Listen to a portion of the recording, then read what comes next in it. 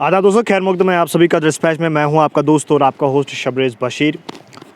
हम अक्सर मुलाकात उन शख्सों से करते हैं जिन्होंने अपनी ज़िंदगी में कुछ हासिल किया हो, और ख़ुसूसन आपको याद होगा कि ये पुरानी बात हो गई है कि वादिया कश्मीर में अगर देखा जाए तो टैलेंट की यहाँ कमी नहीं है, और टैलेंट दिन ब दिन सामने आता ही रहता है। वही अगर कहीं लोग अपना टैलेंट दिखाने की कोशिश करते हैं तो कहीं लोग जो है वो डरते हैं अपना टैलेंट दिखाने के लिए। लेकिन मेरे साथ है आज खुसूसी मेहमान जो हमारे साथ बात करने वाली है, और ख़ुसूसन ये जो है एक कराटी प्लेयर है। करेंगे कि इसकी ज़िंदगी के बारे में सबसे पहले आपका खैर मकदम करते हैं द डिस्पैच में, और साथ ही साथ आपके बारे में तो हम जानने की कोशिश करेंगे, लेकिन सबसे पहले आपकी थोड़ा सा आपकी पर्सनल लाइफ में जाएंगे। आप कहाँ से हो, आपके फादर क्या करते हैं, और आपने कब से इस कराटी में हिस्सा लिया? अस्सलाम वालेकुम, मेरा नाम ज़ारा है। मैं एक एथलीट हूँ, कराटे प्लेयर। बेसिकली मैं डाउनटाउन श्रीनगर से हूँ। तो मैंने ये स्टार्ट किया है karate when I was in 6th standard. So मैं कंटिन्यू कर रही हूँ इसको। फिर मेरी कुछ अपॉर्चुनिटीज़ आई जिससे मैं फ़िटनेस में चली गई। एज अ फिटनेस कोच मैंने वर्क किया स्टेट स्पोर्ट्स काउंसिल में, ख्वाजा नक्शबंद स्टेडियम में। सो मैं वहाँ कंटिन्यू कर रही थी। अच्छा।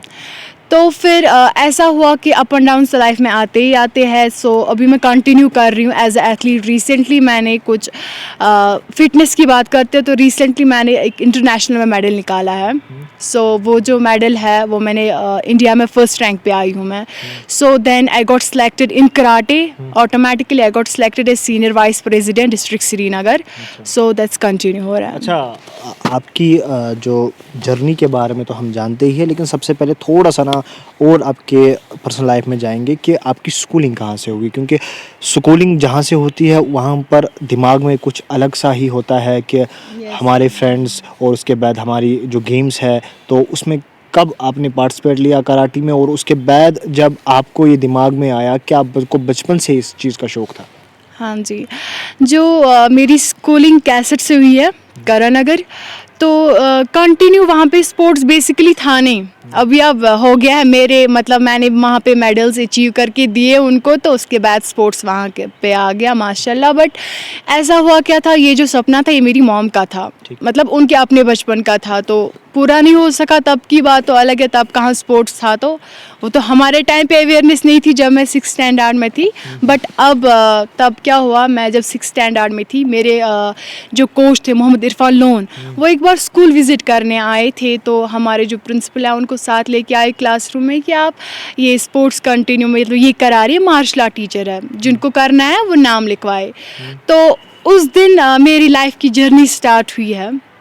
मैंने कंटिन्यू करा है, मैंने स्टार्ट करा है। फिर मैंने ब्रेक कोई भी नहीं ली, जिसकी वजह से मैंने इतने अचीवमेंट्स लिए। बेसिकली मैंने स्कूल से स्टार्ट किया, फिर मैंने प्राइवेट एकेडमी ज्वाइन की जो लीज कराटे दोजो के नाम से है। वहाँ से मैंने फिर स्टेट्स खेले हैं बहुत सारे माशाल्लाह, हर किसी स्टेट में मेरा मेडल है। डिस्ट्रिक्ट खेले हैं, वहाँ पे भी है। पहली बार नेशनल गई, वहाँ पे भी मेरा मेडल है बाय लक, और बाय बहुत मेहनत करी है मैंने मेरे कोच के साथ। कंटिन्यू बैक टू बैक मेरे मेडल्स आए हुए हैं। देन एक बार मुझे निराशा हुई है। क्या हो गया था, मेरा जो एक नेशनल था काई में, मेरा नेशनल था, मैंने वहाँ पे क्या हो गया, मेरे को स्लिप हो गया मैट पे दरअसल। सो क्या हो गया कि मैं वहाँ अचीव नहीं कर पाई। बट उससे भी मैंने बहुत कुछ सीखा कि लाइफ में थोड़ा फेलियर भी होना चाहिए, उससे इंसान 10 कदम आगे बढ़ जाता है। तो कंटिन्यू मैंने स्पोर्ट्स किया है। ये जो मेरा पहला पड़ाव था ये मेरे स्कूल से स्टार्ट हुआ है। अच्छा। Yes. तो बचपन में जहाँ तक बात करेंगे, बचपन में हर किसी बच्चे का एक शौक़ होता है, एक एम होती है कि मैं डॉक्टर बनूँ, इंजीनियर बनूँ। आपको बचपन में क्या शौक़ था? क्या आपको बचपन से ही शौक़ था कि कराटी में अब मैं हिस्सा लूँ, या कुछ और? बेसिकली था कुछ, है सपना कुछ, वो मैं रिवील नहीं करना चाहती। मे बी कश्मीर में उसके अपोजिट हो जाए। इट्स लाइक माई ड्रीम है, मैं वो रिवील नहीं करना चाहती। बट मेरा ये भी था कि मैं एक कोच बनूँ। माशाल्लाह मैं नेशनल लेवल की कोच रह चुकी हूँ अब स्टेट स्पोर्ट्स काउंसिल में।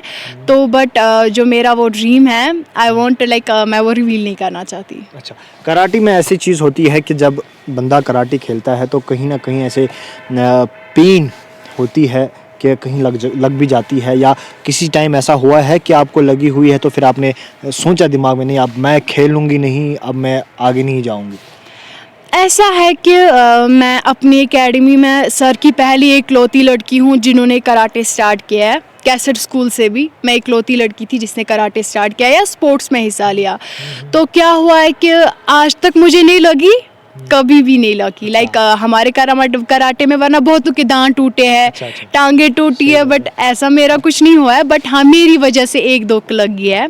इवन वो अभी भी उनको ठीक नहीं हो रहा है, बट उससे इंसान सीखता है। बट अभी तक मुझे नहीं लगी है किसी सोसाइटी की जहाँ बात करते हैं, जब आपने इस चीज़ में हिस्सा लिया, जब आपने नेशनल भी खेला, स्टेट लेवल भी खेला, डिस्ट्रिक्ट लेवल भी खेला, तो सोसाइटी की जहाँ बात आती है, सोसाइटी का सपोर्ट कैसा रहा? क्या जिस तरीके से अक्सर हम लड़कियों से बात करते हैं कि वो कहते हैं कि सोसाइटी के ताने, लेकिन हमने उसको छोड़कर आगे बढ़ने की कोशिश की, तो हम ज़ाहिरा से जानना चाहेंगे आपने क्या ये ताने आपने भी अभी लिए?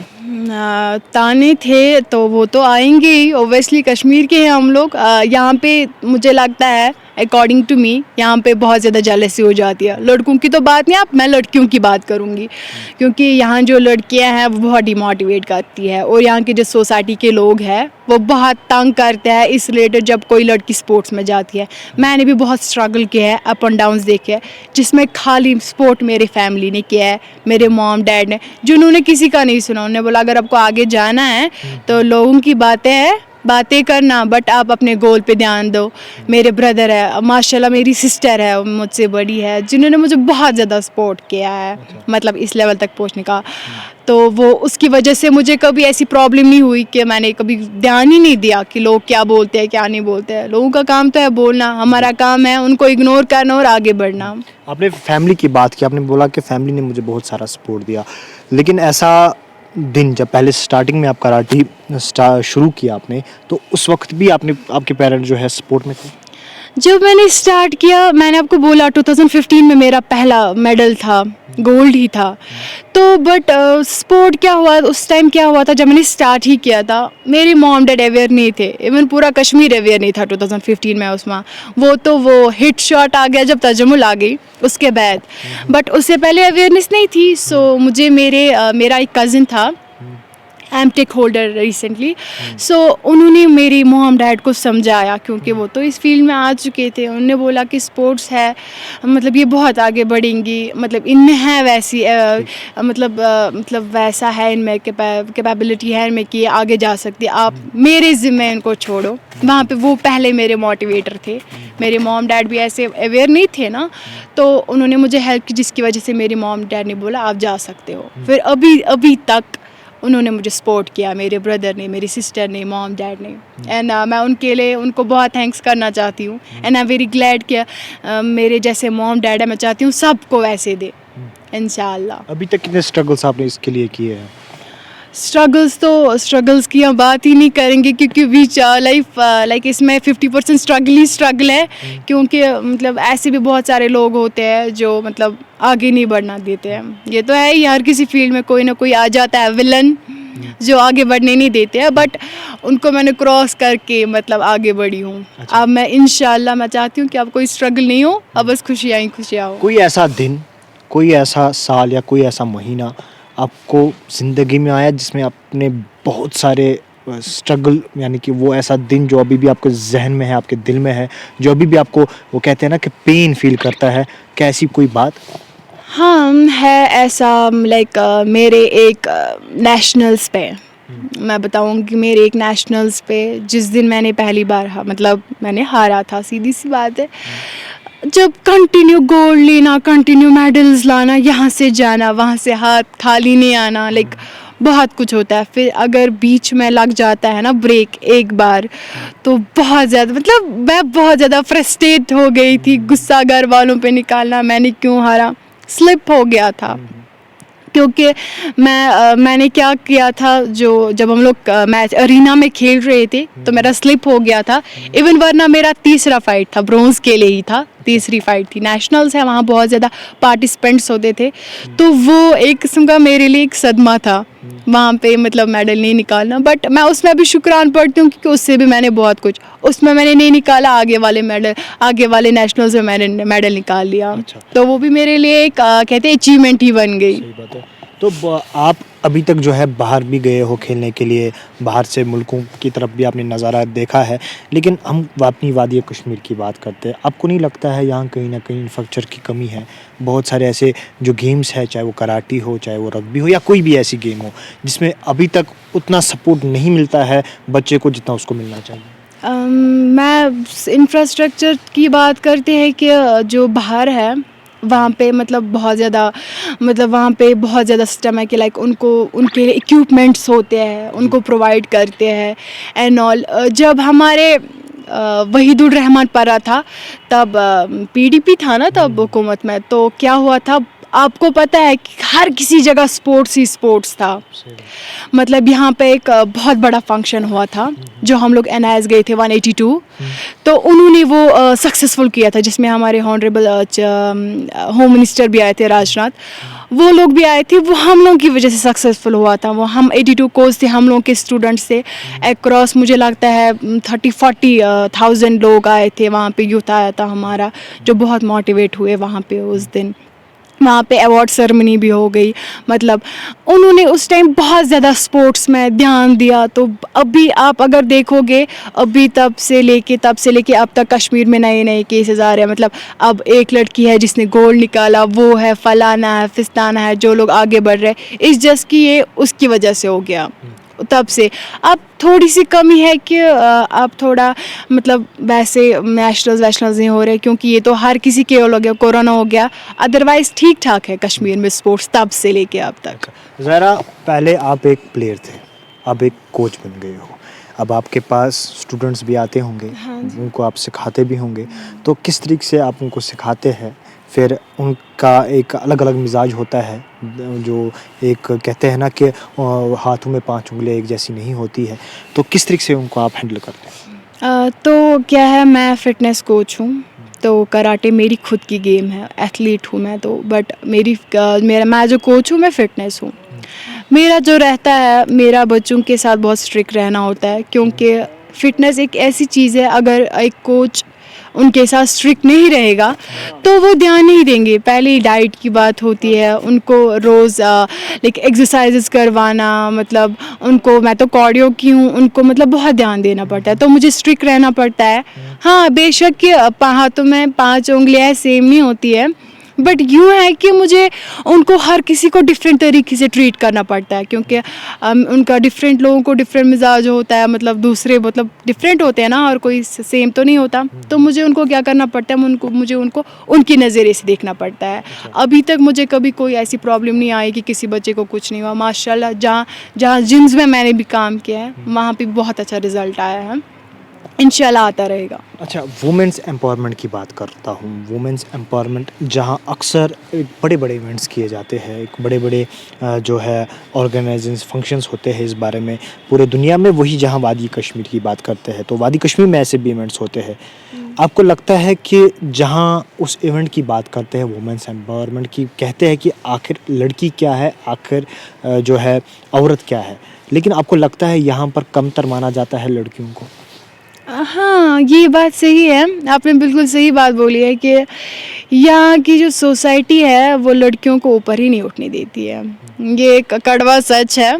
तो क्या होता है कि जब भी कोई स्पोर्ट्स प्लेयर हो, लड़की आगे बढ़ना चाहती है, तो या अल्लाह, उनका इंस्टाग्राम अकाउंट देखो, गालियाँ ही गालियाँ गलोच, या लाइक रिसेंटली मैंने इस पर सर्च करा हुआ था, मानी जानी स्पोर्ट्स प्लेयर है, बहुत बड़ी अचीवमेंट्स है उसकी, तो उसको इतना लोगों ने पछाड़ा है, मतलब इतनी मतलब बहुत गंदी गंदी बातें, उसमें तो लड़कियां ही लड़कियों को बोलती है। वो बात भी हम लड़कों पे नहीं चढ़ा सकते, क्योंकि उनकी तो उतनी नेगेटिव कमेंट्स नहीं है। मैंने बहुत ज़्यादा मतलब ध्यान से उसको देखा, लड़कियां ही लड़कियों को मतलब डिमोटिवेट करती है। ये तो हमारी खुद की गलती भी है। ज़रूरी नहीं है कि हमें यहाँ पे लोग इसलिए लड़के आगे नहीं बढ़ पाते हैं, क्योंकि कहीं ना कहीं वहाँ पे लड़कियों का ही हाथ है, क्योंकि अगर एक लड़की आगे जाती है तो 10 लड़कियाँ उसको पीछे घसीटने में लग जाती है।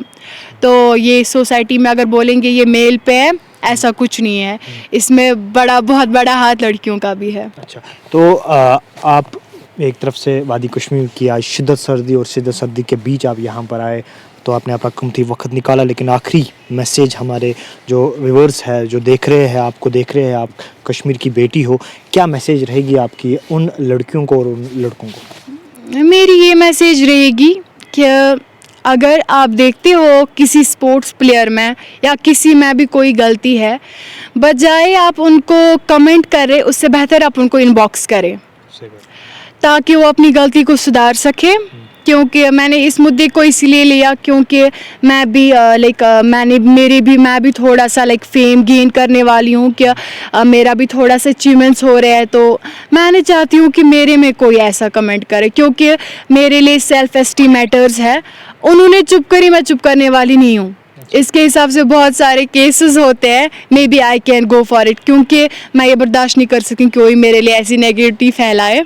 सो बिकॉज क्योंकि ऐसा है कि कोई कहता है, किसी को होता है ना, मतलब उसके लिए सेल्फ एस्टीम, इज्जत ही सब कुछ होती है, तो मैं वो बर्दाश्त नहीं कर सकती। मैं उनको ये मैसेज देना चाहती हूँ कि वो ये सब कुछ बंद करे। बेटर है कि हमें सपोर्ट करे, हम आगे जाए, वो भी खुद इसमें आए, खुद आगे जाए, फिर उनको पता चलेगी एक मेडल निकालते निकालते कितनी मेहनत लग जाती है।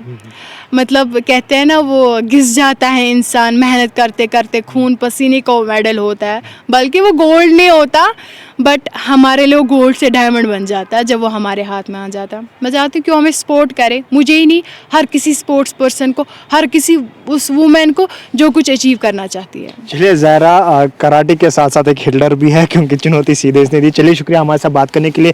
ये थे हमारे साथ एक ख़ास मेहमान जो कि कराटी कोच है, और वही कश्मीर की बेटी, वही शहरी श्रीनगर के हार्ट ऑफ सिटी से ताल्लुक़ रखती है। चलिए मुझे और मेरे कैमरा पर्सन एहसान अली को दीजिए इजाज़त। आप देखते रहिए द डिस्पैच।